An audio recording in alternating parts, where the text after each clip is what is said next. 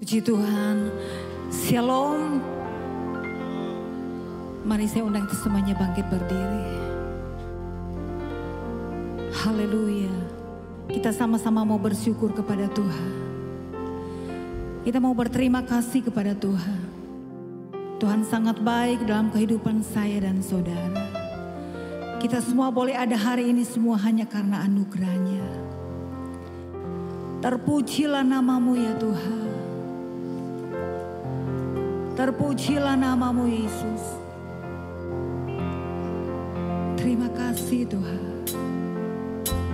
Terima kasih Bapa yang baik. Kami bersyukur ya Tuhan.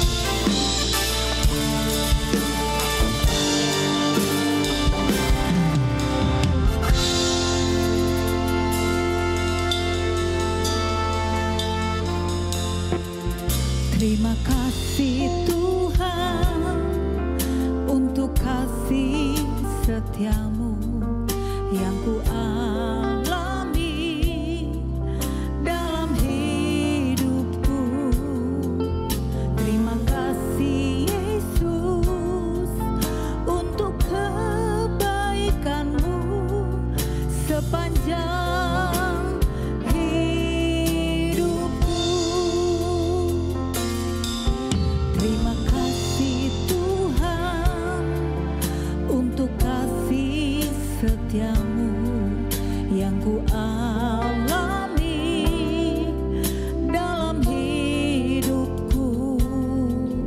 Terima kasih Yesus untuk kebaikanmu sepanjang hidupku. Terima kasih Yesusku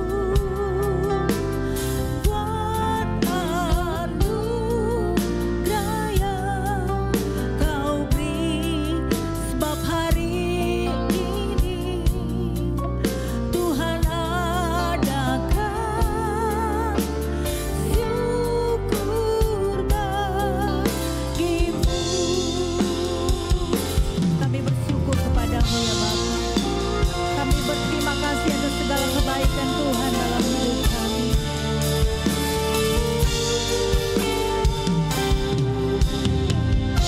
Sama-sama kita mau katakan, terima kasih Tuhan untuk kasih setiamu yang ku alami dalam hidupku. Terima kasih Yesus untuk kebaikanmu sepanjang hidupku.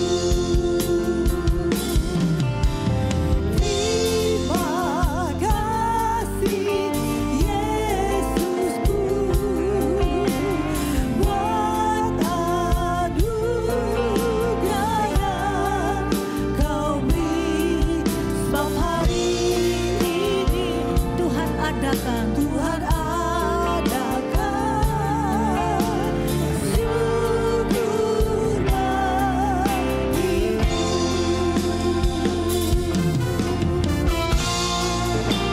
Kami sama-sama dengan jemaatmu Tuhan berterima kasih kepadamu ya Tuhan.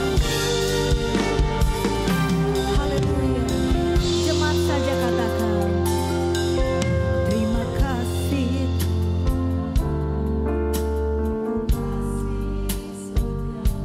Naikkan setiap pujian. Terima kasih kepada Tuhan Yesus. Karena kebaikan, karena kasih-Nya, kita semuanya boleh ada sampai saat ini. Terima kasih ya Tuhan. Sekali lagi sama-sama katakan, terima kasih Tuhan untuk kasih setiamu yang ku alami dalam hidupku. Terima kasih Yesus untuk kebaikan, haleluya,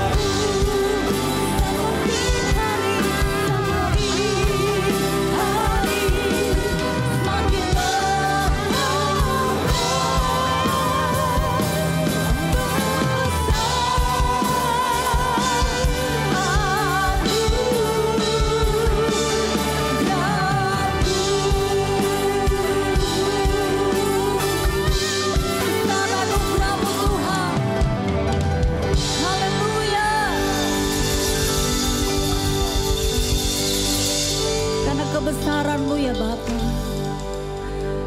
Kami boleh ada menikmati kasih-Mu. Kami boleh menikmati kemurahan-Mu ya Tuhan.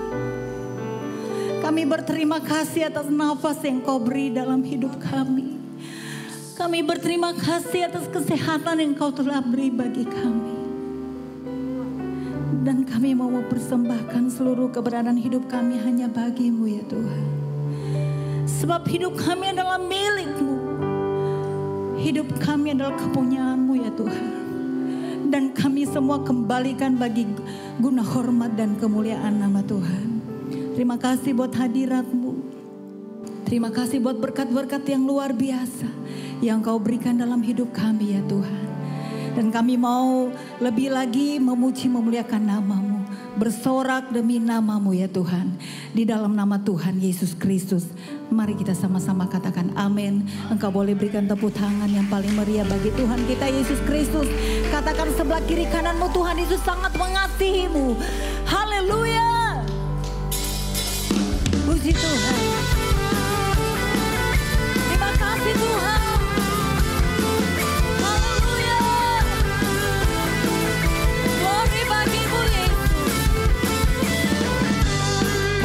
Setiamu nyata bagiku, hikmat kebajikan tersedia bagiku. Sebab Allah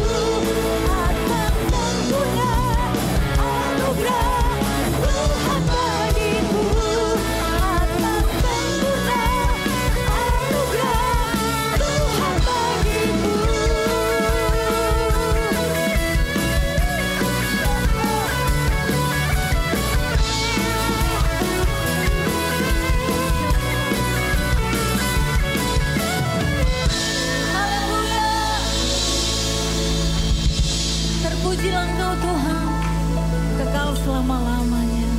Silakan duduk kembali. Kami semua diberkati ya Tuhan. Kami semua dilimpahi dengan berkat-berkat-Mu yang ajaib.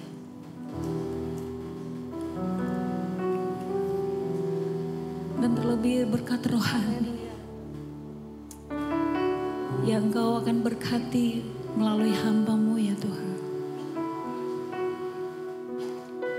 Terima kasih Yesus. Terima kasih buat hadirat-Mu Tuhan. Terima kasih. Jesus.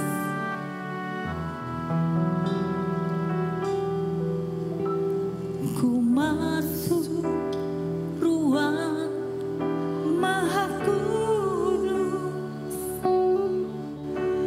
dengan darah anak domba. Ku masuk dengan hati tulus menyembah.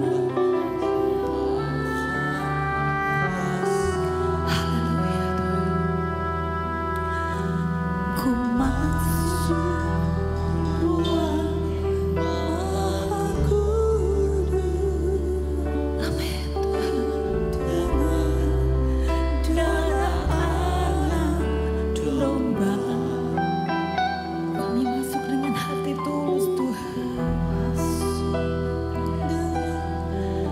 Hati tulus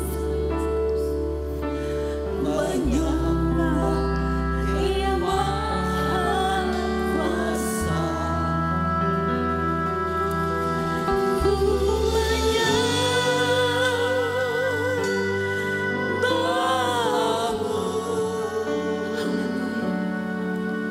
Ku sembah-Mu. Kami menyembah-Mu Tuhan.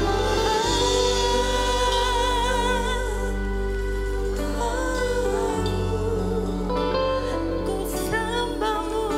Ku sembah-Mu.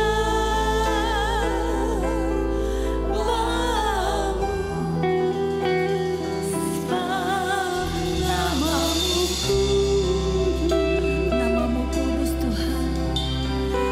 Kudus Tuhan. Haleluya. Jesus. Ku masuk ruang Maha Kudus dengan darah anak domba. Ku masuk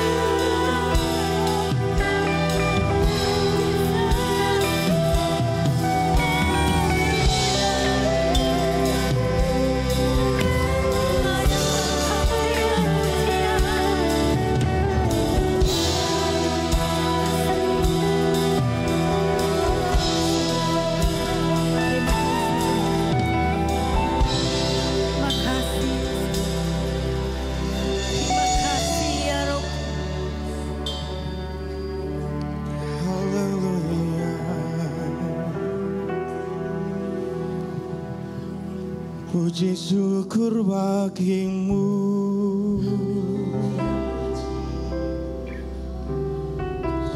Tuh kasih setiamu,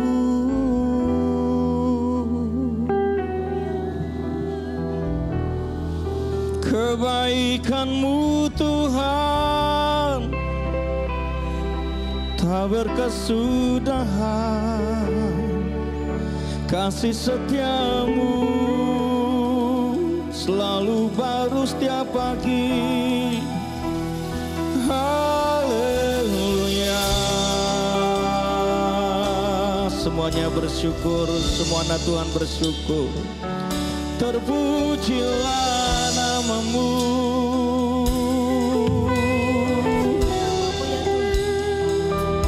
Kami meninggikan, mengagungkan namamu, nama yang ajaib, nama yang luar biasa.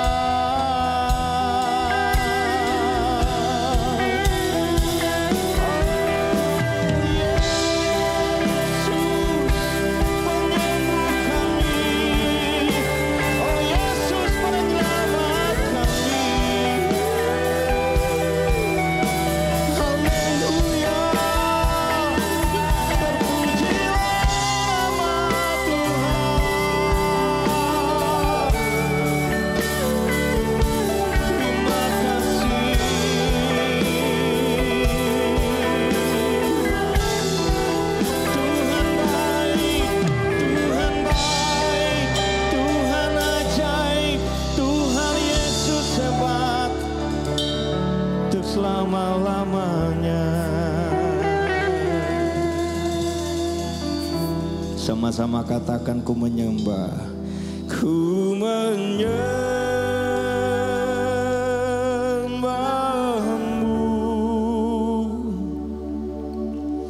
ku sembahmu,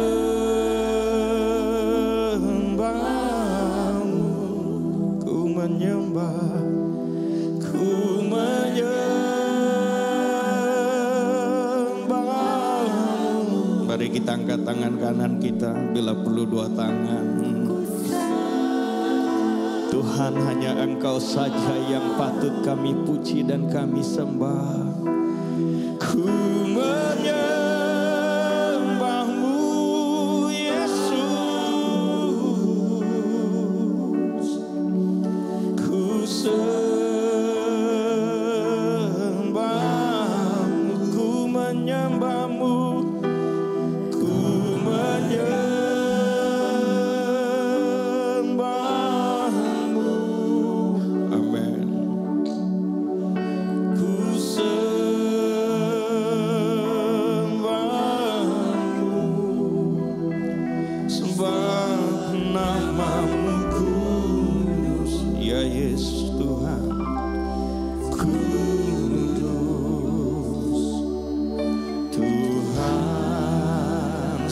Namamu kudus, sebab namamu kudus. Amin, haleluya.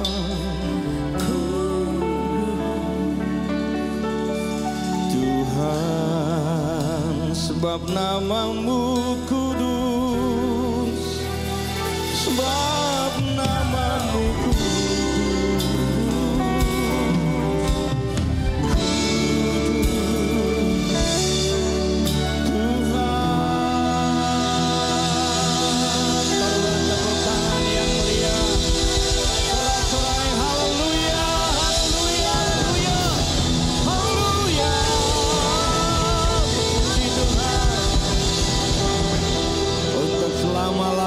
Engkau Bapa yang baik, dan untuk selama-lamanya Engkau Tuhan dan Juru Selamat kami. Terima kasih Tuhan untuk berkat-Mu bagi kami semua. Berkat jasmani, berkat rohani, perlindungan penyertaan-Mu sempurna atas kami. Terima kasih untuk perkenanan-Mu kami ada dalam hadirat-Mu. Kami masuk dengan kelayakan karena penebusan anak domba Allah. Bapa, saatnya kami mendengarkan firman-Mu. Berbicaralah, kami siap mendengarnya. Di dalam nama Tuhan Yesus kami berdoa. Amin. Puji Tuhan, silakan duduk semuanya. Haleluya. Shalom Bapak Ibu. Shalom Bapak Ibu. Puji Tuhan. Ada sukacita di hadirat Tuhan. Haleluya.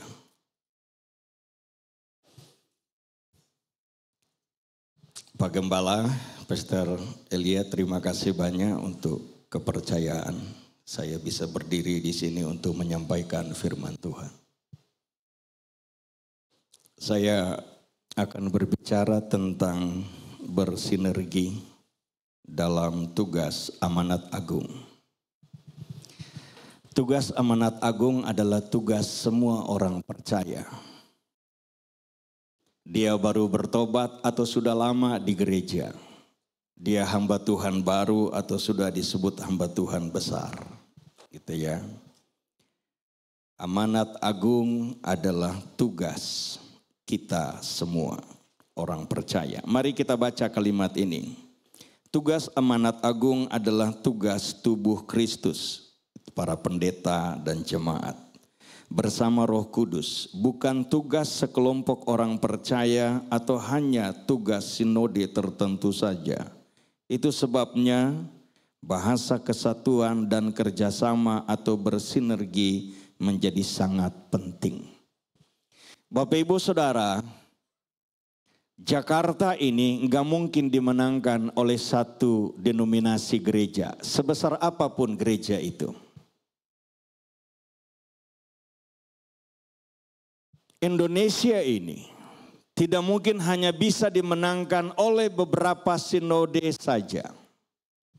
Itu sebabnya kita tahu ada gereja dengan bahasa Mandarin, ada gereja dengan bahasa Batak, ada gereja dengan bahasa Padang, ada gereja dengan bahasa Jawa, ada gereja dengan bahasa Sunda, ada gereja dengan bahasa Hakka, ada gereja dengan berbagai bahasa-bahasa lainnya. Kenapa?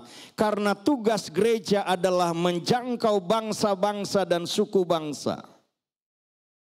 Alkitab diterjemahkan kepada ribuan bahasa, termasuk bahasa-bahasa suku. Di Indonesia saja Alkitab sudah diterjemahkan kurang lebih, kalau saya nggak salah ingat, ada di 200 sekian bahasa.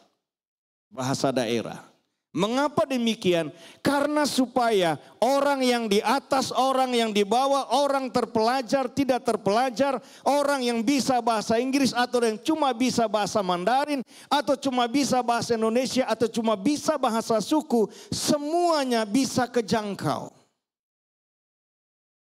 Itu sebabnya saudara, berbicara tentang tugas amanat agung ini, sehebat apapun seorang pendeta, nggak mungkin dia sendiri bisa menunaikannya. Dan sebesar apapun gereja itu, tanpa Roh Kudus juga masih kurang. Itu sebabnya pada sore hari ini kita mau berbicara seputar ini. Amanat agung harus dijalankan, tetapi kita perlu bermitra. Amanat agung perlu dijalankan, tapi kita wajib bersinergi. Dengan siapa kita bersinergi? Nanti sebentar kita lihat. Mari kita baca satu bagian firman Tuhan yang tidak lazim lagi bagi kita. Matius pasal 28 tidak asing lagi bagi kita. Matius 28, saya mulai ayat 18 sampai ayat yang ke-20. Yesus mendekati mereka dan berkata, "Kepadaku telah diberikan segala kuasa di sorga dan di bumi. Karena itu, pergilah, jadikanlah semua bangsa muridku, dan baptislah mereka dalam nama Bapa dan Anak dan Roh Kudus. Dan ajarlah mereka melakukan segala sesuatu yang telah kuperintahkan kepadamu.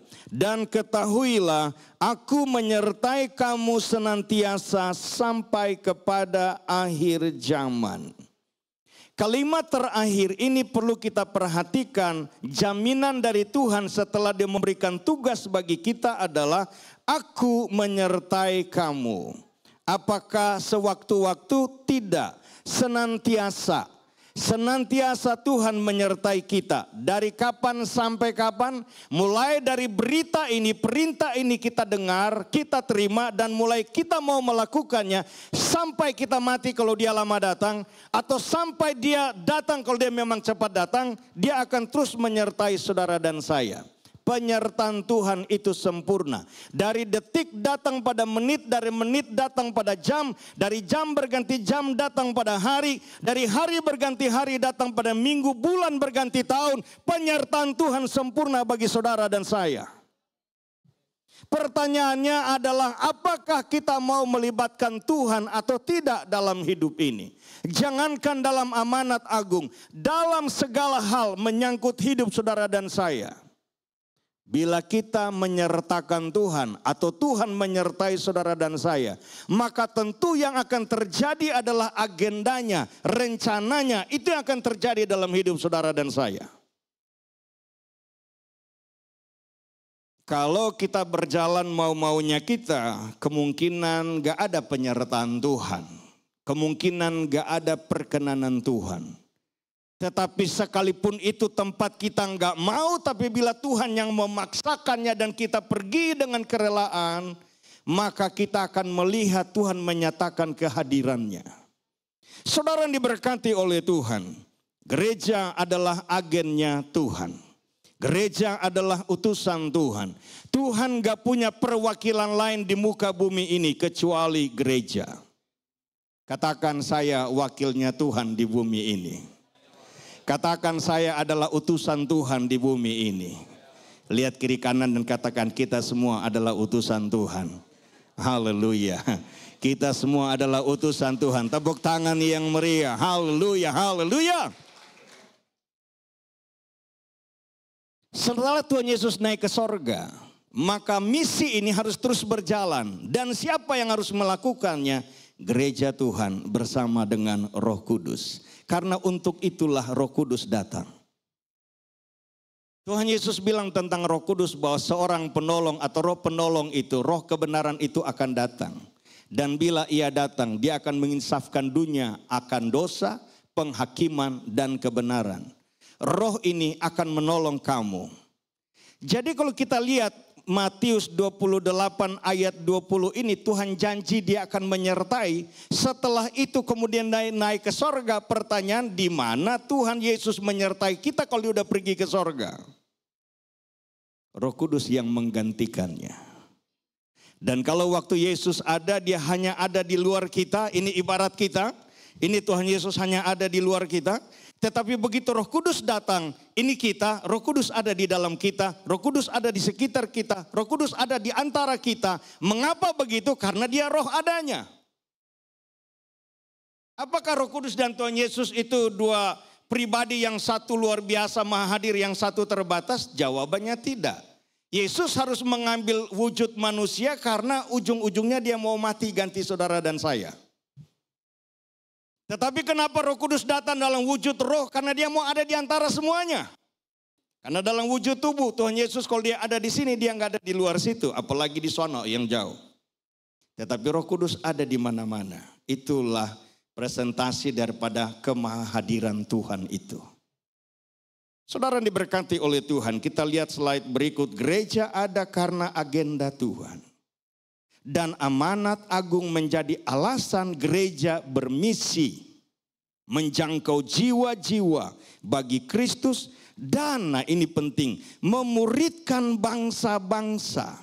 Maka bersinergi antar gereja menjadi sebuah keharusan. Yang menjadi tidak pas dengan agenda Tuhan kalau orang yang dimenangkan atau orang yang dibawa ke gereja hanya untuk memenuhi kursi di gereja. Tetapi yang menjadi sulit antara si gembala mau memuridkan jemaat dengan kesediaan jemaat yang mau dimuridkan. Itu masalahnya. Padahal kalau kita lihat amanat agung ini, bukan cuma kita tangkap orang itu bawa kepada Tuhan Yesus, terima Yesus sebagai juru selamat. Tetapi orang yang sudah terima Yesus sebagai juru selamat harus dimuridkan, harus diajarkan untuk menjadi murid Kristus. Bagaimana seseorang disebut murid Kristus? adalah orang yang benar-benar mau menjadi muridnya Tuhan lewat pemuridan yang dilakukan oleh gembala sidang gitu loh. Kalau jemaat mau-maunya sendiri, dia belajar firman tapi belum tentu dia menjadi murid.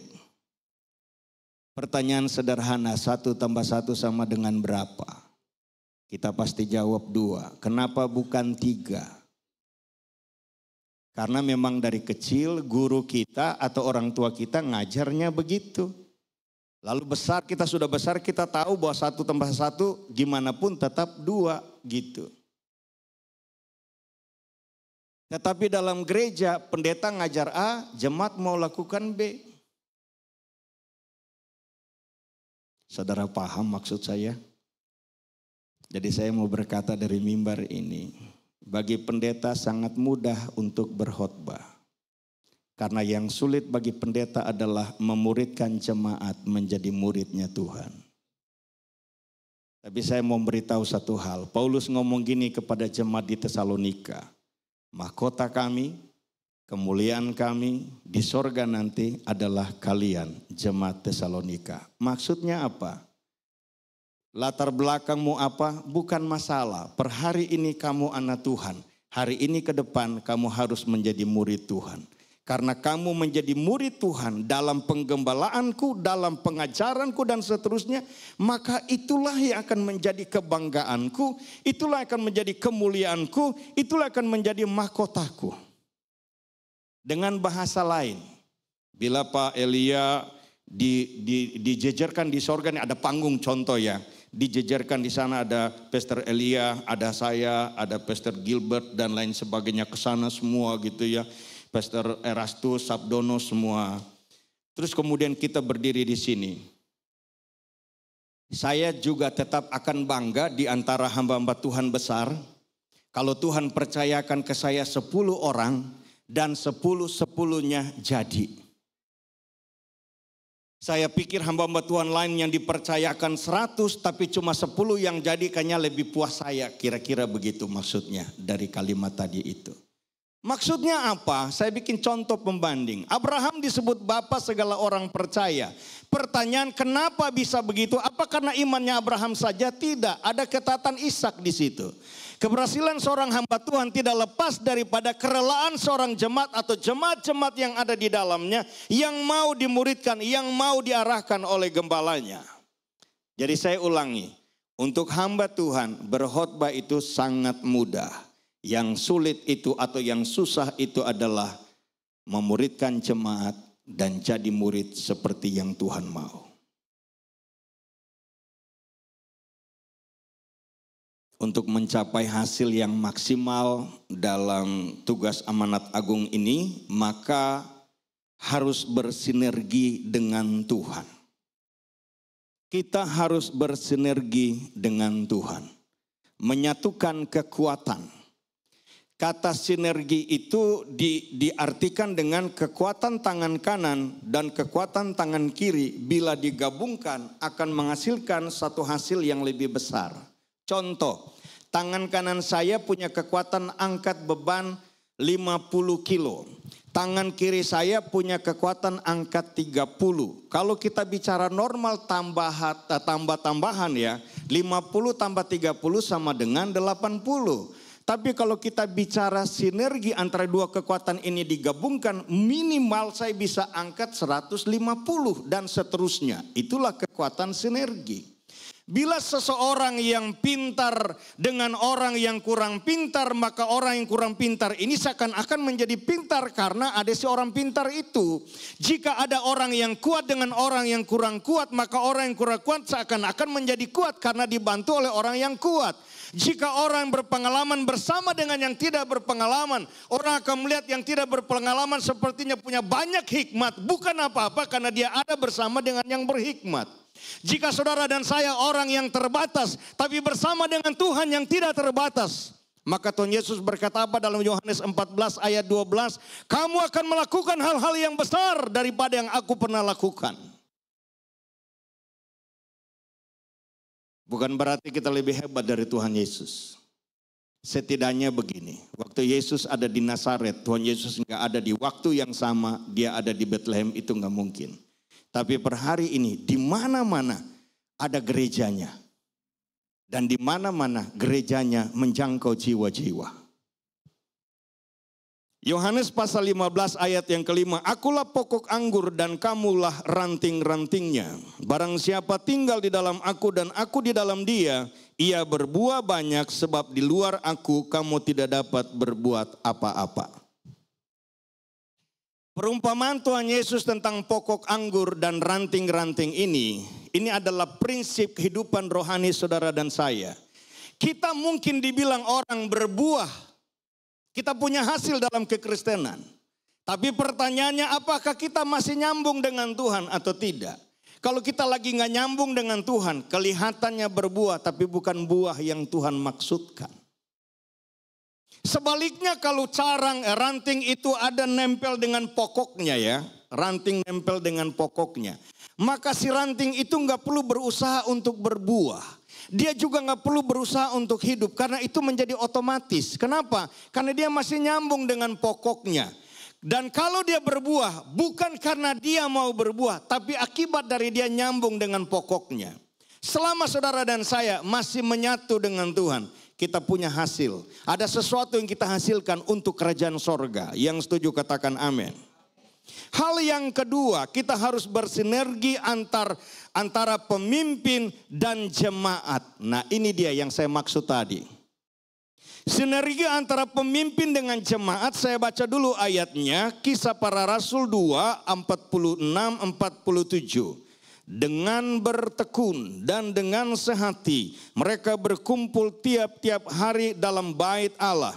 Mereka memecahkan roti di rumah masing-masing secara bergilir dan makan bersama-sama dengan gembira dan dengan tulus hati. Sambil memuji Allah, dan mereka disukai semua orang. Dan tiap-tiap hari Tuhan menambah jumlah mereka dengan orang yang diselamatkan.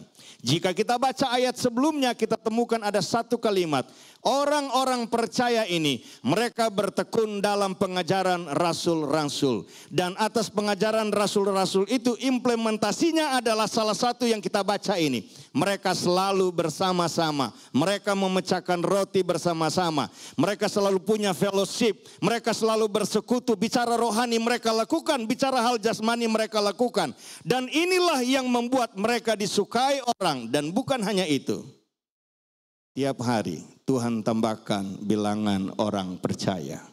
Dari 3.000, 5.000, 10.000 dan terus menerus Tuhan tambahkan. Dalam waktu 2 tahun Asia telah mendengarkan firman. Kenapa bisa begitu? Itulah kekuatan sinergi. Yang menjadi kasihan kalau semua dipikirkan oleh gembala atau oleh pemimpin di gereja. Jemaat hanya terima jadi. Itu yang jadi masalah di situ. Saudara pernah dengar di Amerika ada hamba Tuhan bunuh diri? Ada yang tahu cerita itu? Ada dua kisah dengan 2 alasan yang berbeda. Yang satu dia bunuh diri karena dia nggak bisa menangani dirinya antara dia sudah tenar gitu ya, udah terkenal, udah dikenal orang. Lalu kemudian dia nggak bisa untuk selalu berpenampilan sebagaimana kebanyakan orang mau. Dan akhirnya dia bunuh diri. Konyol nggak kayak gitu? Yang kedua, ada satu hamba Tuhan bunuh diri. Karena semua persoalan dipikul dirinya sendiri. Istrinya juga nggak mau tahu. Jemaat nggak mau tahu. Para pelayan mau terima jadi hari Minggu aja. Harusnya dia tinggalkan pelayanan itu jauh lebih bagus daripada dia bunuh diri. Kenapa? Kalau dia tinggalkan pelayanan, besok dia ketemu dengan orang lain. Mungkin orang lain akan ngomong sesuatu lalu dia sadar, aduh saya salah, saya tinggalkan pelayanan. Dia balik lagi, masih ada pintu kemurahan Tuhan. Tetapi kalau dia bunuh diri, ini perhatikan nih. Dari hari dia bertobat, dia lakukan yang terbaik. Upahnya udah besar nih di surga. Kira-kira kalau sampai surga dia pakai mahkota bisa miring kepalanya saking berat. Tapi di titik ini dia bunuh diri. Semua ini habis. Bukan cuma itu. Dia masuk neraka.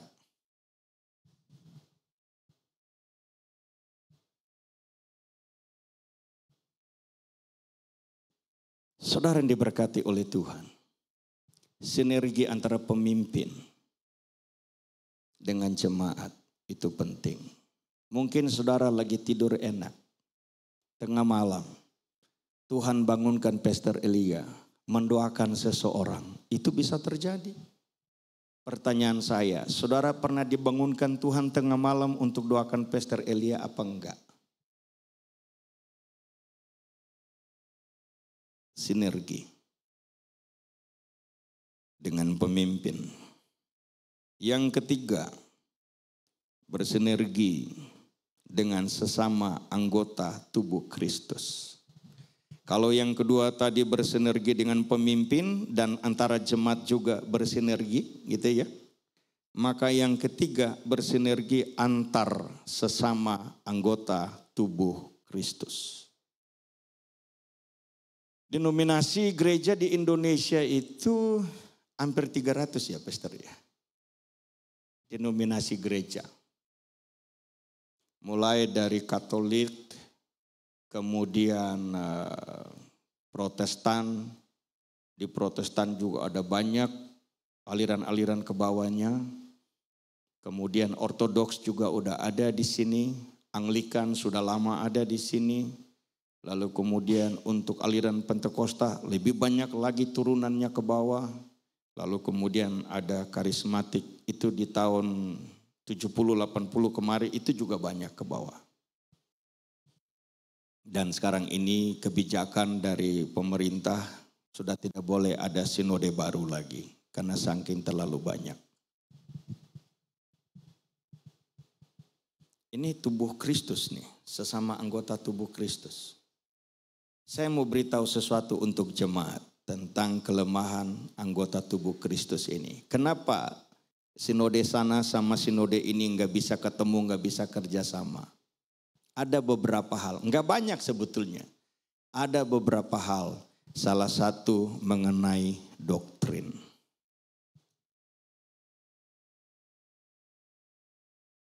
Kita terjebak antara mau mempertahankan satu doktrin yang kita katakan bahwa ini adalah kebenaran mutlak yang harus dipegang.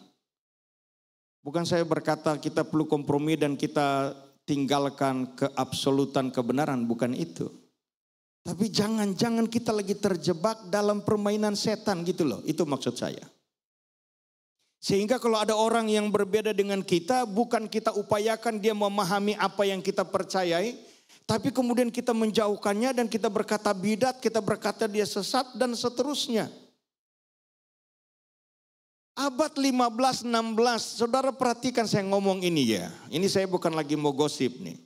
Saya enggak sebut organisasi, saya hanya mau sebut bahwa di abad 15-16 ada pembunuhan yang terjadi dilakukan oleh gereja kepada orang-orang tertentu hanya karena dinilai bahwa orang ini sesat.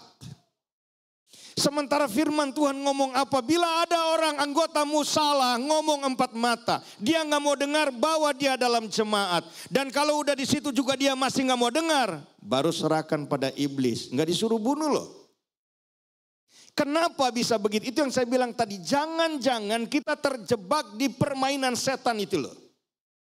Maka kita harus kembali kepada yang satu. Di saat kita bersinergi dengan Tuhan. Dan bila ke bawah ini kita gak nyambung, gak ketemu. Ini yang satu, ini akan menolong kita untuk tidak terjadi yang kagak-kagak. Saudara paham maksud saya? Jangan sampai di rumah suami baca ayat, suami bilang ayat ini bagus nih. Tapi si istri kurang setuju karena ayat itu menjadi sesuatu yang berat bagi dia. Contoh apa? Hai istri tunduklah pada suami. Itu suami suka banget ayat itu. Istri bilang gimana Pak Pendeta saya mau tunduk sama dia. Satu waktu saya lagi konseling, terus kemudian pasangan muda ini tanya begini, si cewek nanya, Pastor yang benar itu gimana ya? Mesti si suami itu mengasihi dulu, baru si istri tunduk atau gimana gitu loh. Dia lagi mau cari pertolongan nih saya tahu. Dan saya jawab bukan soal istri tunduk baru suami mengasihi atau suami mengasihi baru istri tunduk. Saya mau bilang itu dua-dua ayat itu adalah kehendak Tuhan. Siapa lebih cepat melakukan itu lebih baik. Wong ini rumah tangga tanggung jawab kita berdua, kok proyek kita berdua pakai tunggu-tungguan gimana sih?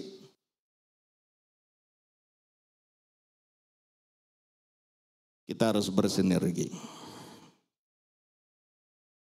Kita pindah yang berikut, yang keempat. Kesaksian orang percaya. Keren ini. Yang saya maksudkan di kesaksian ini adalah pengalaman pertobatan kita dan teladan hidup. Ada penyelarasan antara cerita kita bertobat dengan setelah cerita kita bertobat, apakah ada buah-buah pertobatan atau tidak. Saya kasih satu cerita, ini cerita lucu bener. Kalau cerita dalam bahasa Indonesia kurang lucu. Ini mesti cerita dalam bahasa Ambon, tapi nanti Bapak Ibu nggak ngerti. Dalam bahasa Indonesia aja ya. Saya ketemu satu bapak di satu hari itu, pagi-pagi dikenalkan, terus kemudian setelah perkenalan itu kita berdua pergi satu tujuan. Di mobil dia bercerita soal siapa dia dulu dan sekarang menjadi anak Tuhan. Ceritanya dia bertobat lah. Jadi itu dari Keramat kita jalan ke sana sampai ke Rawamangun, karena macet kita masuk jalan kecil, terus keluar di satu perempatan yang rame gitu di Jalan Pramuka dekat Jalan Pemuda sekitar situ.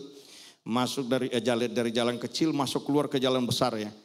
Itu sangat crowded banget ya. Motor, Gojek, Mikrolet, terus taksi, dokar, jadi satu gitu ya.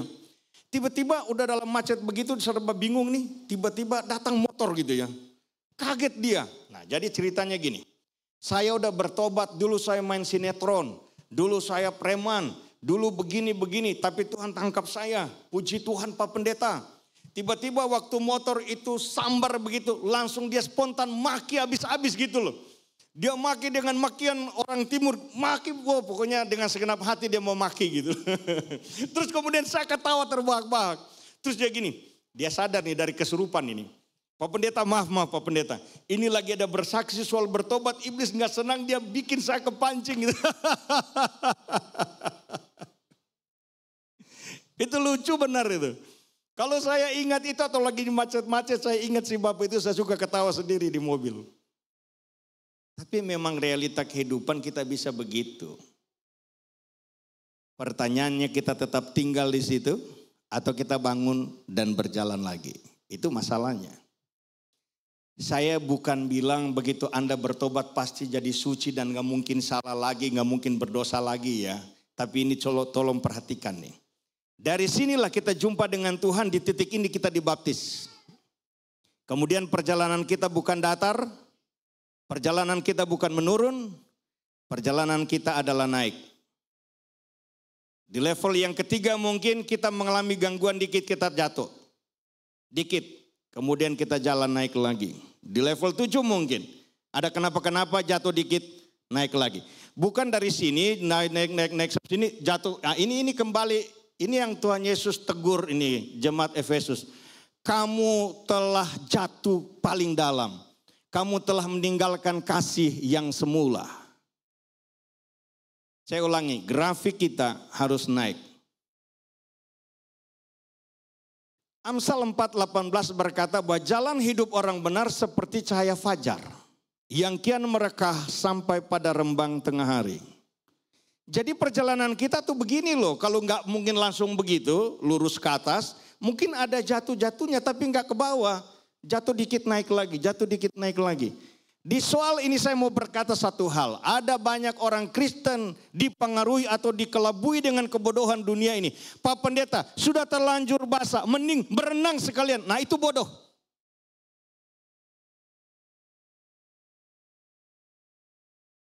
Sakeus itu ada apa benarnya sih di mata Tuhan? Dan emang Tuhan Yesus datang ke Yeriko mau cari si Sakeus? Enggak juga. Kalau bahasa sekarang kayak orang kampanye, dia cuma mau datang dalam kerumunan, dia mau ngomong sesuatu lah kira-kira gitu.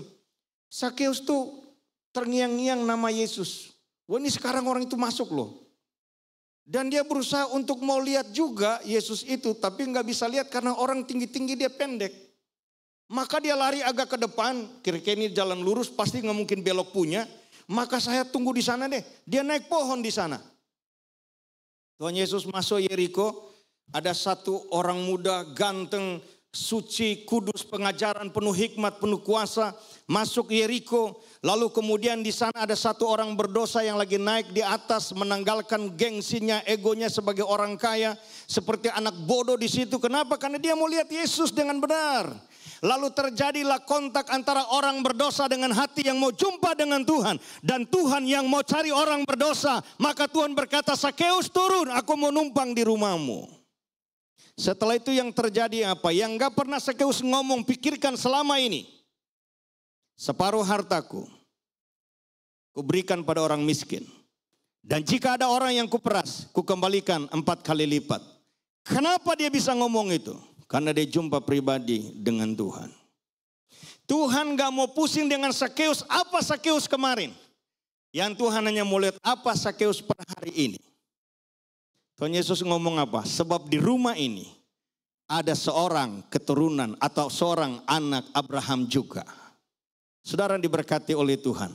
Lupakan yang lalu. Pandanglah terus ke depan. Paulus dalam hikmat Tuhan berkata, yang lama sudah berlalu. Sesungguhnya yang baru sudah datang. Siapa yang lakukan itu? Tuhan Yesus. Saya baca ayatnya ya. 1 Tesalonika pasal 1 ayat 6 ayat 7. Dan kamu telah menjadi penurut kami. Nah ini dia. Kenapa orang Tesalonika menjadi penurut Rasul Paulus atau hamba-hamba Tuhan? Karena mereka sudah berhasil sebagai murid, menjadi murid atau dimuridkan. Saudara harus melangkah dari orang bukan siapa-siapa di saat saudara menjadi orang percaya.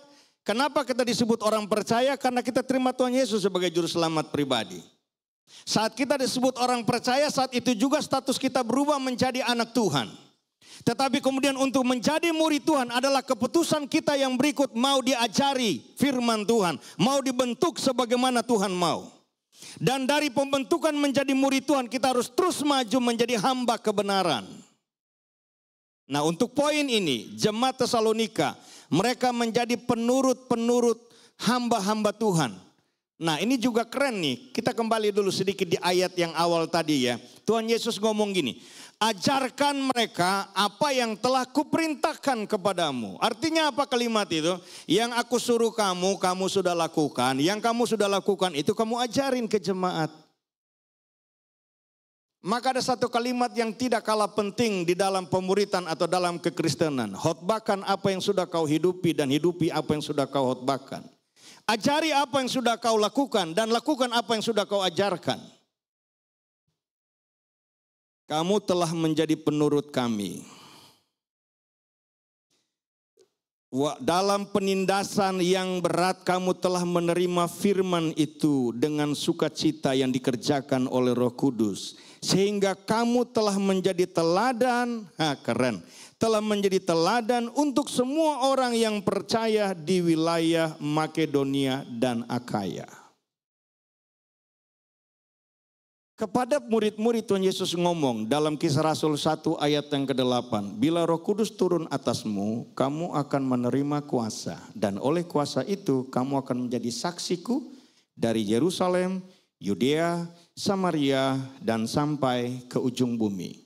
Orang Tesalonika ini, jemaat Tesalonika ini, mereka bukan hanya di lingkungan mereka saja, bukan hanya di kota mereka saja, tapi tersebar kemana-mana tentang iman mereka.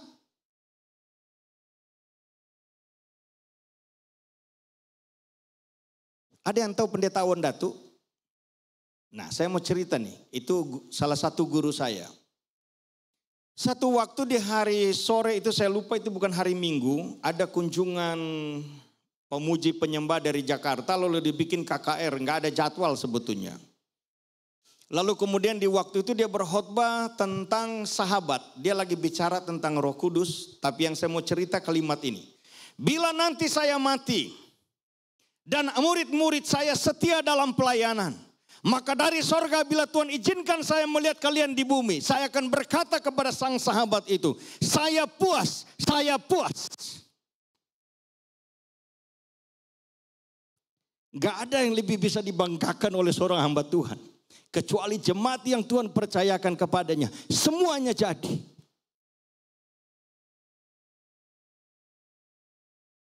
Itu sebabnya saya mau beritahu saudara. Sekali lagi yang ketiga saya ngomong, bagi pendeta berkhotbah itu mudah. Yang sulit adalah memuridkan jemaat. Berdasarkan ayat ini saya tambah satu lagi. Memuridkan jemaat dengan teladan hidup. Kalau ngajar mungkin pintar, tapi teladan hidup ini juga perlu, penting sekali.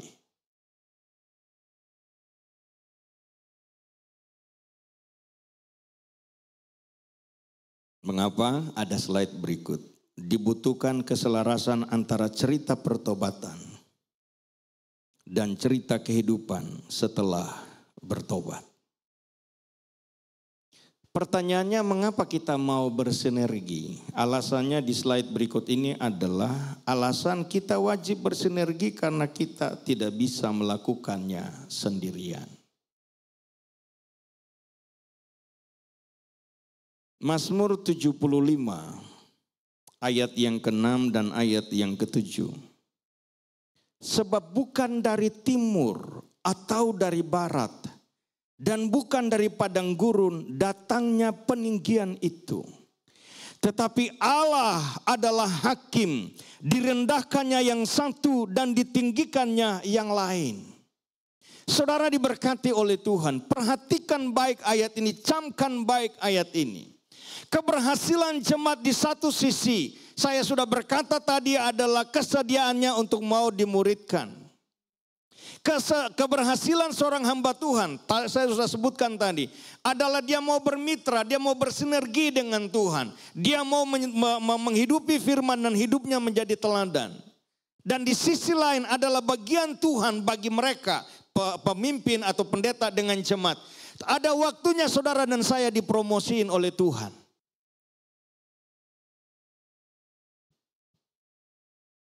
Kalau kita sungguh percaya ayat ini, lakukanlah sesuatu sesuai dengan tugas, dengan penuh hati kita lakukan tanpa cari muka. Mengapa? Karena kita sudah punya muka, nggak usah dicari-cari.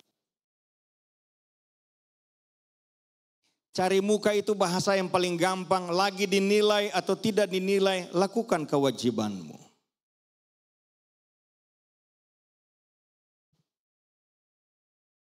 Ada satu anak muda saya perhatikan dia. Dia pikir saya nggak tahu. Melengah-leha gitu, santai-santai. Begitu ada pemimpin, dia pura-pura cepat lakukan sesuatu dengan serius dan sebagainya. Bukan begitu. Satu waktu ada hamba-hamba Tuhan muda berdoa. Berdoa sih udah sungguh-sungguh tapi enggak terlalu sungguh-sungguh. Dan tiba-tiba datang bos mereka, pemimpin mereka. Langsung lebih sungguh-sungguh dan bahasa roh. Saya lihat saya senyum-senyum sambil geleng kepala. Ini Abu Nawas juga nih anak-anak. Bukan soal dilihat orang baik atau tidak baiknya kita. Karena sebaik-baik kita berpenampilan dan orang bilang ini anak baik. Tuhan tahu siapa kita, itu masalahnya. Jadi dalam soal ini saya punya kalimat jitu atau kalimat andalan. Gak usah mau tunjukkan pada orang siapa kita, jujurkah kita atau tidak. Tapi jujurlah pada diri sendiri. Sama Tuhan juga gak perlu karena Tuhan tahu siapa kita. Kalau kita udah berhasil jujur pada diri, otomatis kita akan berhasil jujur pada yang lain.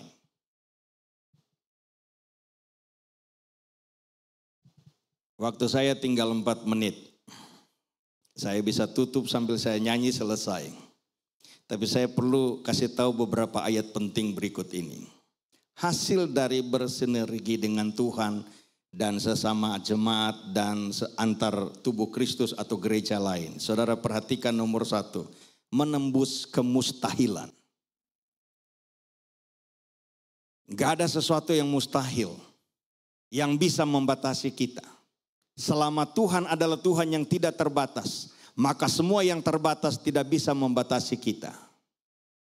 Karena Sang tidak terbatas itu ada di depan kita. Dan dia yang menerobos, kita ikut di belakangnya. Daud menggambarkan tentang Tuhan ini seperti air yang menerobos. Begitulah Tuhan menerobos musuh-musuhnya Daud. Dan dalam Mika pasal yang kedua ayat 13, penerobos itu ada di depan. Nah, saudara dikasihi Tuhan, saya baca satu ayat saja. Ulangan 32 ayat 30. Cerita ini adalah Jonatan dengan anak buahnya. Jonatan berikhtiar untuk maju kita lawan orang Filistin. Dan si bujangnya bilang gini, bagaimana mungkin, bukan itu, saya pindah dulu di ini, Ulangan 32. Tentang menembus kemustahilan. Bagaimana mungkin satu orang dapat mengejar 1000 orang dan 2 orang dapat berbuat lari 10.000 orang. Kalau tidak gunung batu mereka telah menjual mereka dan Tuhan telah menyerahkan mereka. Saudara, saya secara singkat kalau saudara baca keseluruhan bisa ngerti ayat ini, tapi saya cerita intinya gini. Bila kita bersama dengan Tuhan, maka mungkin satu orang bisa mengalahkan 1000 orang. Tapi bila 2 orang bersama-sama, maka keduanya ini bukan mengalahkan 2.000 orang, tetapi 10.000 orang. Kenapa bisa begitu? Itu yang tadi saya bilang, kekuatan sinergi itu. Penggabungan kekuatan. Maka Daud berkata di dalam Mazmur 60 ayat 14. Dengan Allah, bersama Tuhan, kita akan lakukan perbuatan-perbuatan gagah perkasa. Sebab ia sendiri akan menginjak-injak para lawan kita.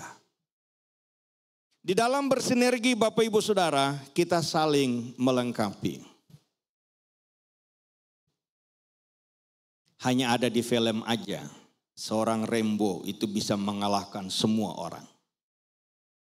Hanya ada di film saja seorang Superman mengalahkan semua musuh.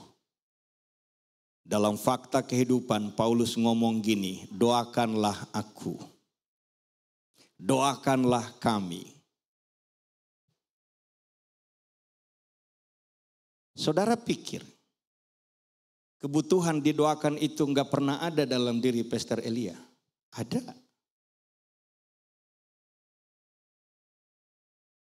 Apakah kebutuhan itu enggak ada dalam diri Pak Amir? Ada. Apakah kebutuhan didoakan itu enggak ada pada diri saya? Ada.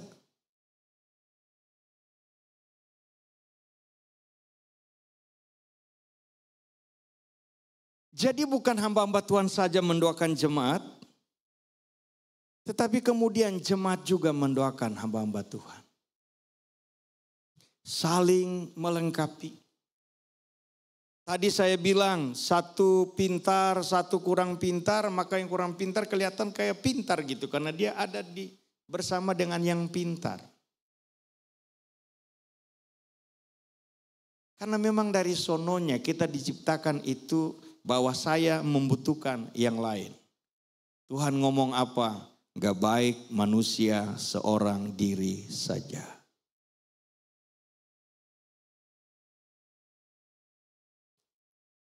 Ini yang saya maksud ayat tadi itu. 1 Samuel 14 ayat 7. Kata bujangnya Jonatan kepada Jonatan, lakukan niat hatimu, sungguh aku sepakat. Amos 3 ayat 3. Berjalankah 2 orang bersama-sama? Tentu berjalan pada satu tujuannya. Bila mereka belum bersepakat, jawabannya tidak. Tadi dari sana kemari bukan cuma saya, ada mobil lain juga kemari arah sini. Tapi kenapa mereka nggak belok ke sini? Karena tujuan mereka masih ke sono. Tetapi 2 orang pada satu tujuan yang sama itu karena ada kesepakatan. Awetnya rumah tangga karena tetap ingat kesepakatan itu. Apa kesepakatan itu? Janji nikah. Pendeta tanya, apakah Novi bersedia menerima marki dari Tuhan? Novi akan jawab iya. Lalu kemudian ucapan janji nikah marki duluan. Aku menerima Novi dari Tuhan sebagai istriku yang sah dan satu-satunya dari Tuhan. Aku akan setia dalam segala hal. Dalam suka maupun duka, sehat maupun sakit, kaya maupun miskin. Sampai maut memisahkan. Itu kesepakatan.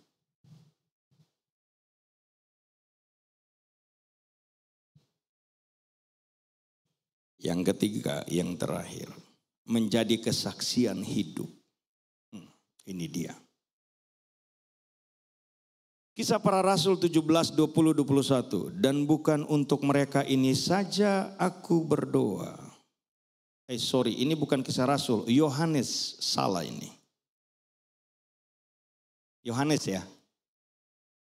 Yohanes 17 ayat 20-21. Dan bukan untuk mereka ini saja aku berdoa, tetapi juga untuk orang-orang yang percaya kepadaku oleh pemberitaan mereka. Supaya mereka semua menjadi satu sama seperti engkau ya Bapa di dalam aku dan aku di dalam engkau. Agar mereka juga di dalam kita. Supaya apa? Dunia percaya bahwa engkaulah yang telah mengutus aku. Dari ayat ini saya mau berkomentar gini. Saya ingat saya pernah tulis di Facebook saya. Orang di luar sana nggak tahu isi kitab suci kita. Tapi hidup kita harus bisa menggambarkan isi kitab suci kita. Ajaran agamamu aku nggak tahu. Tapi gaya hidupmu aku tahu apa ajaran agamamu. Kira-kira begitu. Aku nggak tahu di gerejamu diajarin apa. Tapi gaya hidupmu aku tahu apa yang diajarkan di gereja. Nah yang repotnya itu kalau gembala ajar kekudusan, jemaatnya kudus semua. Lalu orang menilai pasti gembalanya yang ngajar nggak benar. Nah itu kan bikin rusak nama gembala juga kan. Makanya kepada pasangan-pasangan muda saya bilang bahwa kamu itu bukan cuma menjaga nama baik keluarga kamu, bukan. Bukan cuma menjaga nama baik gereja, bukan. Tapi juga nama baik Tuhan. Jadi artinya di pundak saudara dan saya ada satu tanggung jawab. Kalau orang tua bilang kita kamu nggak boleh mabuk-mabuk. Di keluarga kita nggak ada teladan kayak gitu. Dan anak ini pegang teguh, dengar baik. Dia juga harus menjadi perwakilan gereja dimanapun dia berada. Orang harus tahu bahwa gaya hidupnya ini menunjukkan apa yang diajarkan di gerejanya. Dan orang juga harus tahu Tuhannya memang Tuhan yang benar. Saya tidak punya waktu untuk memberikan contoh, tapi setidaknya saya baca saja. Saudara lihat renungannya, bisa dicari ayat-ayatnya. Contoh berkat dan mujizat karena bersinergi, cerita Israel bersama dengan Musa gitu ya. Cerita Israel bersama dengan Yosua, lalu cerita Raja Yosafat bersama kaum Yehuda dan bersama dengan melibatkan Tuhan. Tapi kemudian juga ada cerita antara jemaat dengan para rasul. Lalu terakhir ada cerita tentang Rasul Paulus dengan teman-teman sekerjanya. Yang terakhir ini saya baca satu ayat di dalam 1 Tesalonika pasal 1 ayat 1. Dari Paulus, Silwanus dan Timotius kepada jemaat orang-orang Tesalonika yang di dalam Allah Bapa dan di dalam Tuhan Yesus Kristus, kasih karunia dan damai sejahtera menyertai kamu. Dari ayat ini saudara belajar apa? Ada nama Paulus di situ atau dari aku Paulus, lalu kemudian ada Timotius di situ, lalu kemudian ada Silwanus di situ. Setidaknya dari sini kita belajar bahwa ternyata Paulus itu enggak mau sendirian. Dia orang yang kalau kerja itu selalu dengan tim. Padahal Paulus ini orang yang cermat. Paulus ini orang yang sangat rapi, detail orangnya. Tetapi biasanya orang detail itu enggak mau dengan ada orang lain karena pasti pusing. Ini tar gue bisa marah nih. Karena leletnya, karena enggak tertibnya dan sebagainya. Tapi walaupun dia ini orang cermat, dia mau melibatkan orang lain. Karena dia sadar apa? Dia nggak bisa sendiri. Siapa sih Timotius dibandingkan dengan Paulus yang kaya pengalaman dan pintar? Setidaknya untuk angkat tas. Setidaknya untuk dayung perahu bila mereka menyeberang. Dan seterusnya dan seterusnya. Mengapa ada Silwanus? Dia awam memang. Tapi dia itu enggak terlalu tua juga enggak muda. Setidaknya dia jadi perantara antara Paulus dengan Timotius. Dan kalau kita lihat dalam surat-surat lainnya atau contoh seperti di surat Filemon. Nah di situ ada nama Demas dan lain-lain sebagainya. Paulus itu selalu kerja tim dengan banyak orang. Dia mau kerja bersama-sama. Di balik ini saya hanya mau ngomong, hanya orang yang takabur aja yang maunya kerja sendiri. Kesimpulan.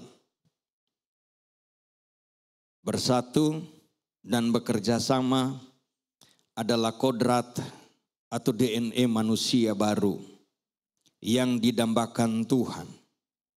yang ditaruh Tuhan dalam kita dan Tuhan mendambakan kita melakukannya. Dalam bekerja sama terbangun sinergi, yakni kekuatan, pengalaman, kepintaran, hikmat yang digabungkan menjadi satu. Tuhan Yesus memberkati kita semua. Mari saya undang kita semua berdiri.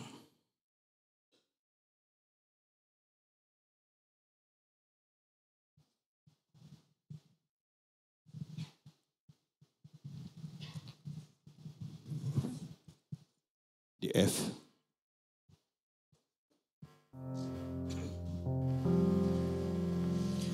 Ku berikan hatiku dan jiwaku, semuanya bagimu di dalam hidupku, di setiap waktu.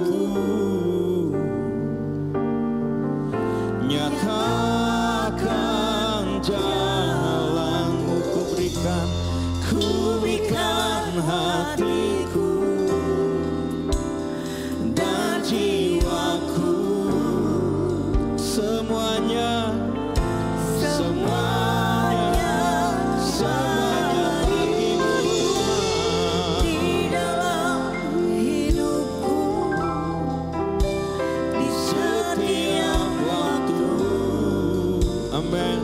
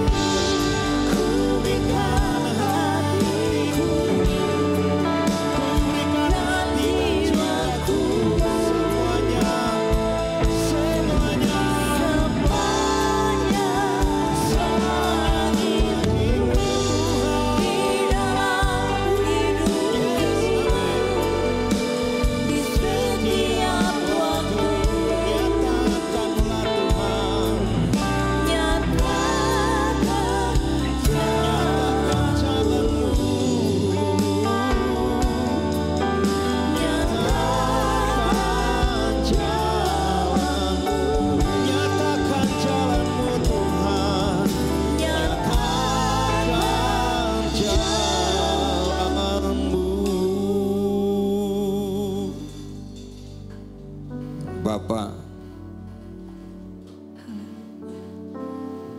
kami perlu Engkau untuk selalu bersama kami dan menguatkan kami. Amin. Agar sungguh kami selalu sadar akan Tuhan, sadar akan kehadiran-Mu, sadar akan kasih-Mu, sadar akan kuasa-Mu. Dan kami selalu melibatkan Tuhan dalam hidup ini. Kami selalu berpikir agenda-Mu melalui kami. Tuhan, tolong kami, para pria, para wanita, orang tua, anak muda di ruangan ini.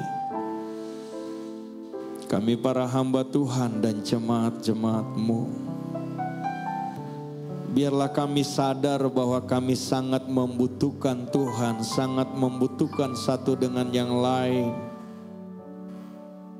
Kami butuh Roh Kudus, kami butuh firman Tuhan, kami butuh orang sekitar untuk mengingatkan, kami butuh orang sekitar untuk mengangkat. Dan bisa juga orang sekitar Tuhan kirim untuk membentuk kami, tetapi juga kami mempraktekkan kasih kepada mereka.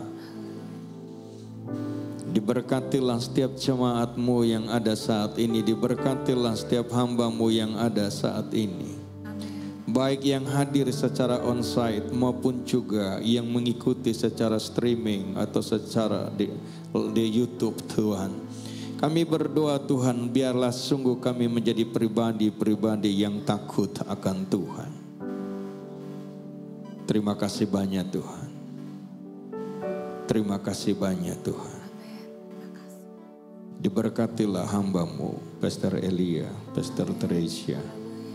Ada hikmat, ada urapan, ada wibawa, ada kekuatan Tuhan dalam diri mereka. Untuk menggembalakan jemaat-jemaat yang Tuhan percayakan. Memuridkan mereka, mengajari mereka jalan-jalan Tuhan. Terima kasih banyak. Setiap kami saat ini diberkati Tuhan. Ini doa dan syukur kami. Di dalam nama Yesus kami berdoa. Semua yang percaya katakan amin. Tuhan memberkati. Silakan duduk. Haleluya. Mari setiap kita lagi yang telah diberkati dengan kebenaran firman Tuhan, boleh berikan tepuk tangan kembali bagi Tuhan. Puji Tuhan. Puji Tuhan Yesus, saatnya tiba kita mau berikan korban persembahan. Kita kembali tunduk kepala sebentar, kita mau berdoa. Bapa, terima kasih untuk kebenaran firman-Mu yang boleh datang dalam hidup kami. Biar kami bukan menjadi pendengar saja, tetapi kami menjadi pelaku-pelaku firman. Saatnya tiba kami mau berikan korban persembahan. Berkatilah setiap tangan-tangan memberi yang memberi. Berkati setiap usaha kami. Berkati pelayanan kami, berkati studi kami. Apapun yang kami kerjakan dibuat Tuhan selalu berhasil. Kami mau memberi dengan pengucapan syukur dalam berkat nama Tuhan Yesus Kristus. Haleluya. Amin. Satu pujian, kita mau beri persembahan.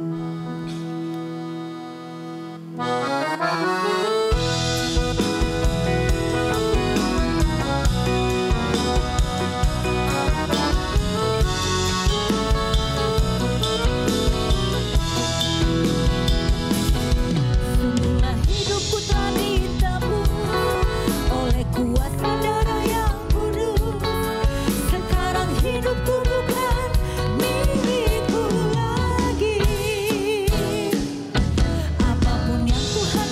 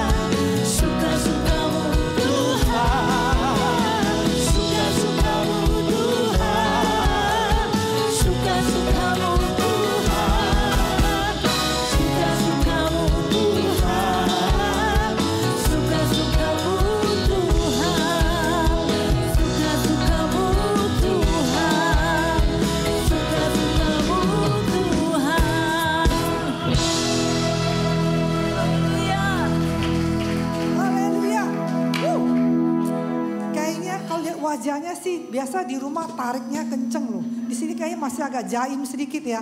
Wah, di sini udah mulai panas karena yang sebelah sini Pak Gembalanya juga panas ya. Ini saya lihat wajah-wajah lama semua, betul nggak? Belum ada yang pertama kali ya. Adakah? Udah semua ya. Luar biasa. Kemarin minggu lalu Pak Gembala ini namanya Ibu Desi. Baru kemarin dia. Tanjung Pinang. Iya, dari Tanjung Pinang. Masih ada saudara loh. Iya, luar biasa saudara. Makasih Bapak Pendeta Lewi untuk firman Tuhannya. Saudara tetap bersuka cita ya. Iya, kita ada sedikit info yang merasa dirinya kaum wanita. Ya ibu-ibu ya, hari Selasa kita ada fellowship. Jadi kita ketemuan. Kita ya biar saling lebih mengenal, ada doa juga ya. Kita akan kumpul di restoran. Ini tadi saya minta sama yang punya restoran jemaat kita, Bu Foni boleh angkat tangannya biar pada kenal. Ya. Sebenarnya udah pernah sekali tapi waktu itu saya berhalangan. Namanya restoran Sambal Bakar Emak Judes. Wah, cacut orang bilang. Berarti kayaknya kita makan sambal aja ya? Oh enggak ya? Di sana ada ikan, ada sop iga, ada udang bakar, ada cumi. Harganya ekonomis terjangkau. Saudara bisa datang ke sana. Ini kita promosi ya, puji Tuhan ya. Jadi Emak Judes, waduh. Kayaknya kalau nama restorannya kayak restoran belum dibaptis ya. Ya, ya, luar biasa yang punya cinta Tuhan. Nah ngomong soal baptisan, puji Tuhan kemarin ada Bapak Apendi. Bapak Apendi boleh lambaikan tangan, sudah dibaptis. Bapaknya kemarin sore di sini ya, karena kondisi kesehatan jadi hanya dipercik ya. Puji Tuhan. Saudara ada yang belum dibaptis yang udah ke gereja tapi belum pernah gerakan hati untuk dibaptis. Ada ya. Saudara jangan sungkan-sungkan, ambil keputusan berdoa dan Bapak Gembala siap untuk membaptis ya. Ya, puji Tuhan. Jadi Selasa kita kumpul di restoran ini Sambal Bakar Emak Judes, Jalan Duren Kosambi Raya nomor 3 daerah Cengkareng ya. Ya, saudara nanti kalau belum jelas boleh tanya saya atau dengan Ibu Foninya langsung. Ya, 6.30 sore. Maksudnya. Diundang makan. Ya, diundang. Jadi nyantai aja yang bayar Bapak Gembala. Cuma Bapak Gembala mau berangkat ya, jadi kita doakan juga ya, mau ke luar negeri. Ya saudara, puji Tuhan. Dan kita tetap berdoa, berjaga-jaga, sudah menjelang pemilu. Kita masing-masing berdoa, saudara sudah pastikan punya pilihan. Kalau belum tahu, cari tahu sambil berdoa ya. Semua bebas pilihan, kita berdoa supaya tidak ada satupun yang golput ya. Jangan sampai kehilangan hak suaranya loh. Ya, oke. Mari kita satukan hati, kita akan berdoa. Bapa, kami mengucap syukur untuk sore hari ini. Engkau memberikan kami kesempatan untuk beribadah, anugerah yang begitu luar biasa. Selama kami masih punya nafas dalam raga kami mau senantiasa mengucap syukur. Kami senantiasa mau beribadah kepada Engkau. Karena hidup yang Kau berikan begitu luar biasa. Terima kasih untuk firman Tuhan. Biarlah kami boleh bersinergi di dalam amanat agung. Setiap kami orang-orang percaya, kami boleh mengambil bagian. Karena tidak ada seorang pun yang bisa bekerja sendiri. Karena kami makhluk sosial, kami membutuhkan satu teamwork ya Tuhan. Biarlah kami menjadi tim yang kuat ya Tuhan. Saling bersinergi, saling mendukung dan melengkapi satu sama lain. Saat ini terima kasih Bapak, kami arahkan tangan kami untuk hamba-Mu. Bapak Pendeta Lewi Kantia Dago, saudara kita arahkan tangan kita, kami memberkati hamba-Mu. Terima kasih untuk pesan firman Tuhan, amanat agung yang begitu penting Tuhan. Berkati hamba-Mu di dalam pelayanannya, kemanapun Tuhan utus. Pelayanan yang berdampak, karena ada roh kehidupan Kristus dalam diri hamba-Mu. Ada pengurapan yang baru senantiasa bersama keluarganya. Mereka melayani Engkau. Terima kasih Bapak. Tuhan memberkati dengan perlindungan, kesehatan, dan damai sejahtera Tuhan. Terima kasih Bapak. Kami juga arahkan hati kami dan tangan kami untuk Pastor Gembala kami di tempat ini, Pastor Elia dan Pastor Teresa. Terima kasih Tuhan untuk kedua hamba-Mu yang meresponi panggilan, dan mereka Tuhan terus Tuhan menanggapi panggilan-Mu Tuhan. Biarlah mereka terus mencapai panggilan tertinggi yang menjadi goal Tuhan dalam hidup mereka. Mereka bisa melakukannya karena bukan dengan kuat dan gagah mereka, bukan dengan kekuatan manusia, tapi karena Roh Allah dalam diri mereka yang memampukan hamba-hamba-Mu ini untuk melakukan kehendak-Mu ya Tuhan di zaman ini. Biarlah kedua hamba-Mu senantiasa rendah hati, mengasihi jiwa-jiwa dan mengasihi Tuhan. Dan kalau hamba-Mu pada hari Selasa akan terbang ke luar negeri Tuhan, biarlah Engkau menyertai, melindungi, pulang dengan damai sejahtera di tempat ini Tuhan.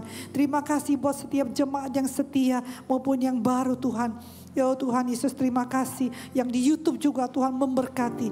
Biar setiap kami Tuhan, kami semakin menyadari bahwa kami membutuhkan Tuhan. Hidup kami harus semakin dekat kepada Engkau. Terima kasih Bapa, Engkau akan membawa kami kembali minggu depan dengan sukacita.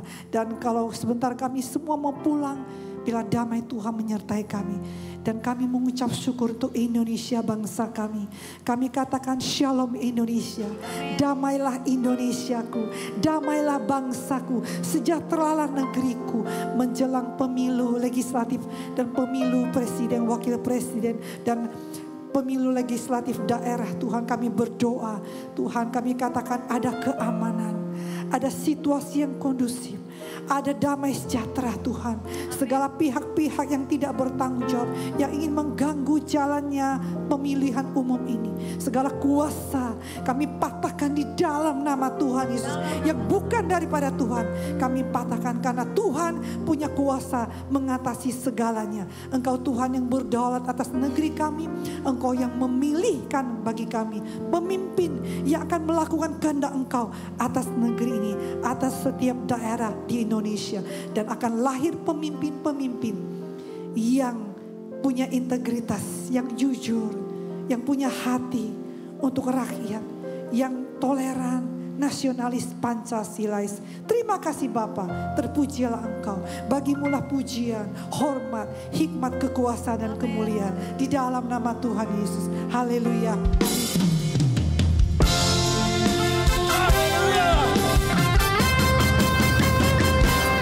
Kemuliaan bagimu di tempat maha tinggi. Kemuliaan bagimu di tempat maha tinggi.